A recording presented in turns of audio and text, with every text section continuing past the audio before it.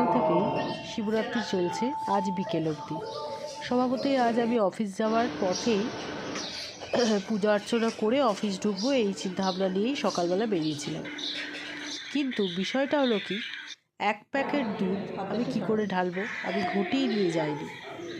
অত্যন্ত চিন্তার মধ্যে দিয়ে চলছি, সব কিছু জিনিস কিনছি, ফুল, বেলপাতা, ঠাকুরের সিদ্ধি, ঘি, মধু, সব রকম। 1 প্যাকেট দুধ, কিন্তু হাতে কোনো ঘটি নেই, ঢালবোটা কী করে? যাই হোক, এই করে করে কিনতে কিনতে মন্দিরে তো পৌঁছে গেলাম।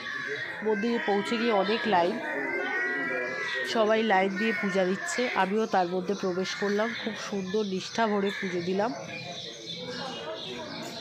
সামনে আমার পুরোহিত মহাশয় দাঁড়িয়েছিলেন, তাকে আমি বললাম যে দাদা, এই দুধের প্যাকেটটা একটু কেটে দেবেন।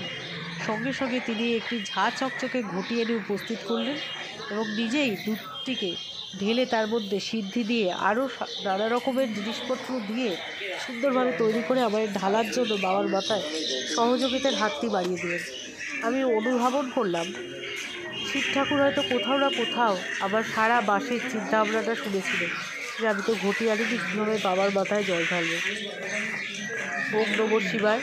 এটি উত্তর কলকাতার শোভাবাজারের একটি অতি প্রাচীন মন্দির, অত্যন্ত জাগ্রত। আপনারা বন্ধুরা সকলে ভিজিট করার চেষ্টা করবেন। ওম নমঃ শিবায়। সকলকে ভালো রেখো ঠাকুর।